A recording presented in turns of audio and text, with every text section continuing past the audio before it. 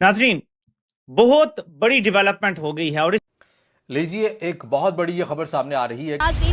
India के foreign minister S Jaishankar ने एक स्टेटमेंट दी है। साहब, सबसे पहले मैं बात करना चाहूंगी ये कितना अहम है, जब मगरिब को भी जवाब देना बड़ा जरूरी था। फलस्तीन का मामला भी आपके सामने है, ग्रेटर इसराइल प्लान भी, फिर जिस तरह कतर पे जब हमला किया गया ना करते सच बोल ही दिया। भारतीय वजीर खारजा जयशंकर ने निचली साइड पे कहीं वो कैद है, तो ये नेक्सस चूंकि ये उनका मसीहा है और अब तो बिल्ली थैले से बाहर आ गई है। क्या कहते हैं आप?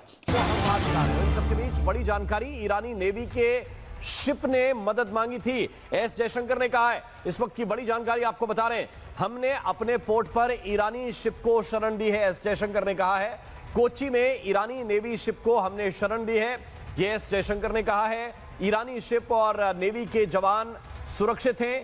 एस जयशंकर विदेश मंत्री ये बता रहे हैं, शरण की गुहार जैसे ही ईरानी शिप ने लगाई, भारत की सीमा में दाखिल होने की अनुमति तुरंत दी गई और अब ईरान का ये नेवी शिप जो है वो पूरी तरह से सुरक्षित है और उनके जवान जितने भी इस शिप पर सवार थे वो सभी के सभी सुरक्षित हैं। उन्होंने ये भी बताया कि ये पोर्ट कोच्चि का है, जिस पोर्ट पर हमने ईरान के नेवी शिप को शरण दी है। कि जी पाकिस्तान में जो इस वक्त ऑलरेडी महंगाई जो है वो बढ़ चुकी है, लोगों की लाइन पेट्रोल पंप पे लगी हुई है, क्योंकि ये भी बताया जा रहा है कि पेट्रोल खत्म होने वाला है, तो अब पता नहीं उसके लिए भी लोग गाड़ियों में पेट्रोल या फ्यूल लेने के लिए पहुंचे।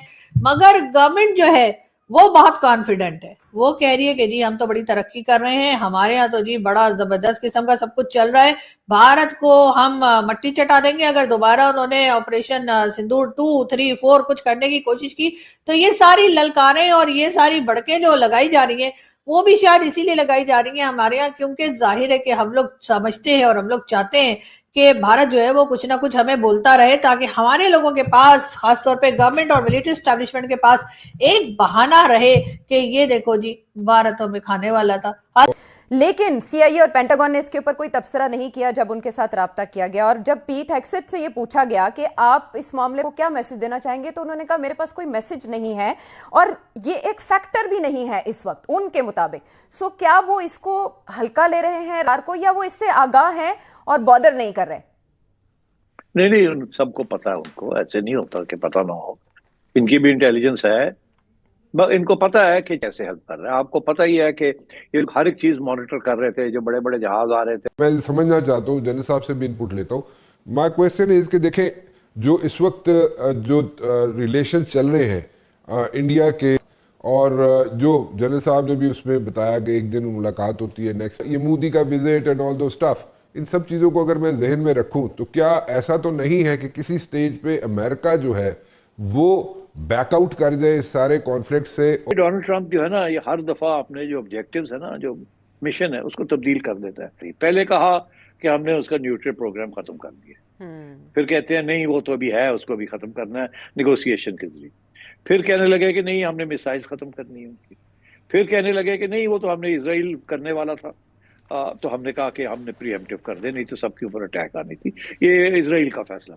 फिर कहा नहीं ये तो हमारा ही फैसला था, हमने नहीं ईरान को छोड़ना, और ये हो गया और वो हो गया। अब क्या कह रहे हैं? सऊदी अरब ने बिलाखिर पाकिस्तान को ईरान की जंग में घसीट लिया, एक तरफ डॉलरों का बदला भी मांग लिया, दिफाई मुआहदे पर बास्पोर्ट्स भी, और इंतहाई मुश्किल हालात में तेल के वादे जो है वो क्या पाकिस्तान अमेरिका इसराइल के साथ मिलकर ईरान पर हमला करेगा, फजाई हदूद देगा, ये जमीनी फौज भेजेगा। इसलिए आप देख रहे हैं, बड़ा कंपैरिजन कर लीजिएगा कि ईरान के एम्बेसडर साहब हमारे फॉरेन मिनिस्टर से आज सवेरे मिले हैं आकर, because we are a player. हमें बोलना नहीं होता है, हम काम कर देते हैं। हम हमारी कंट्री की जो एक इमेज बनती चली जा रही है कि बिना बोले वो काम कर देती है, सबसे बड़ी बात यह है। इसलिए मैं अगेन कहूंगा कि ईरान क्या कर रहा है, यूएस क्या कर रहा है, इसमें अपनी कंट्री के इंटरेस्ट सेव करना बहुत जरूरी है। अगर हम आज की तारीख में बहुत स्ट्रांगली, जैसा आप सजेस्ट कर रही हैं कि हम बोल पड़े, जिसको हमारे यहाँ बोलते हैं ना बड़बोला, कि आप बोल दो जो मर्जी है कुछ भी, अगर हम बोल दें कि यूएस इज रॉन्ग, हो सकता है ये 30 दिन 15 दिन में कन्वर्ट हो जाए, और हमने शायद स्ट्रेटेजिकली प्लान कर रखा हो कि जब तक ये लड़ाई हो तब तक हमारा ये फायदा हो जाए। वेस्टर्न मीडिया की रिपोर्ट है कि the way Pakistan is wanting to take sides, they have a very heavy price to pay if they do any misadventure, miscalculation एक बहुत बड़ी चीज होती है, और उसका एक जीता जागता उदाहरण मैं आपके ऊपर डाल के नहीं, अपने ऊपर डाल के देखता हूं। इस समय लोगों का यह भी कहना है कि इंडिया कोई स्टैंड नहीं ले रहा। हम क्यों ले स्टैंड? हमें किसको आंसर करना है? Do we have to answer US कि हम आपको सपोर्ट करते हैं या नहीं करते हैं? Do we have to answer Iran कि हम सपोर्ट करते हैं या नहीं करते हैं? इसलिए इंडिया में एक बड़ी अच्छी चीज है स्ट्रैटेजिक डिप्लोमेटिक साइलेंस, कि कुछ ऐसा बोलो जिसका कोई गलत मीनिंग ना निकल जाए। क्यों? क्योंकि हमारे इंटरेस्ट इस समय ईरान में भी है। लेकिन सर जहां पे यूएस की बात आती है साइलेंस वहीं आता है, और तो कहीं नहीं आता इंडिया का। सॉरी, मेरी बात हो सकता है आपको बुरी लगे या बहुत से सुनने वालों को बुरी लगे, लेकिन मुझे लगता है कि यहाँ पर भारत को बोलना चाहिए था, क्योंकि आपकी एक इंडिपेंडेंट फॉरेन पॉलिसी है, आपकी इकोनॉमी भी स्ट्रांग है।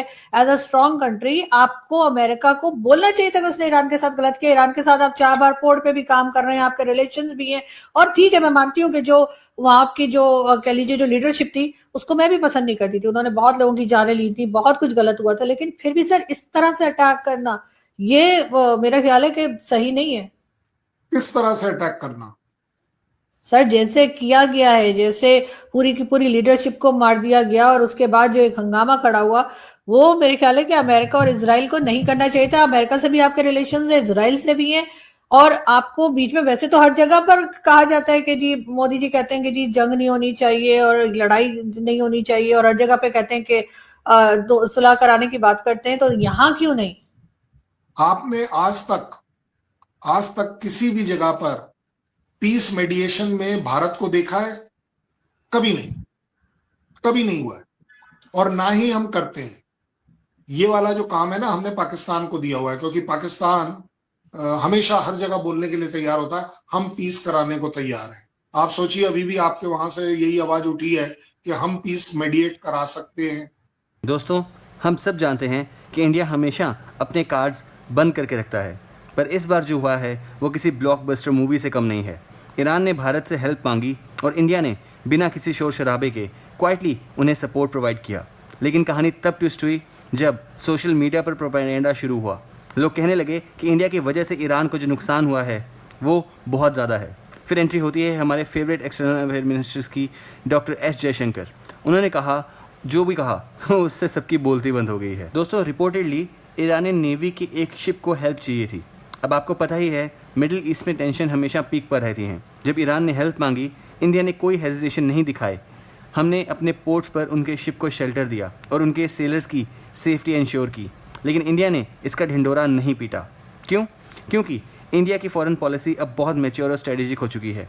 जब पाकिस्तान और कुछ इंटरनेशनल मीडिया आउटलेट्स ने रूमर्स फैलाने शुरू करे कि इंडिया ईरान रिलेशन ख़राब हो चुके हैं, तब जयशंकर सर ने क्लियर कर दिया, हम वही करते हैं जो हमारे नेशनल इंटरेस्ट में होता है। और जयशंकर सर ने साफ बोल दिया कि भारत किसी के दबाव में कभी नहीं आता, चाहे वो अमेरिका या कोई और सुपर पावर क्यों ना हो। इंडिया अपने डिसीजंस खुद लेता है। उन्होंने बताया कि कैसे इंडियन नेवी ने ईरानियन शिप्स की मदद की और आज वो सेलर्स सेफ हैं। ये एक बहुत बड़ा मैसेज है पूरी दुनिया के लिए कि इंडिया अब सिर्फ एक फॉलोअर नहीं है, बल्कि एक ग्लोबल प्लेयर है। हम ह्यूमैनिटेरियन हेल्प भी करते हैं और अपनी बाउंड्रीज़ को प्रोटेक्ट करना भी जानते हैं। पाकिस्तान की मीडिया तो इस बात से इतनी परेशान है कि उनके न्यूज़ चैनल्स पर सिर्फ इंडिया ईरान की ही चर्चा हो रही है। उन्हें लगता है कि वो इंडिया को आइसोलेट कर लेंगे, पर यहाँ तो गेम ही पलट गया है। दोस्तों, ये न्यू इंडिया है। हम बिना कहे कि काम करते हैं और जब बोलते हैं तो दुनिया सुनती है। डॉक्टर एस जयशंकर की ये बोल्ड डिप्लोमेसी आपको कैसी लगी? क्या आपको लगता है कि इंडिया को ईरान का साथ और भी क्लोज हो जाना चाहिए? कमेंट करके अपनी राय ज़रूर बताइए। एंड अगर आपको ऐसे वीडियो अच्छे लगते हो, वीडियो को लाइक, तो चैनल को सब्सक्राइब करना ना भूलें। मिलते हैं अगले वीडियो में। जय हिंद।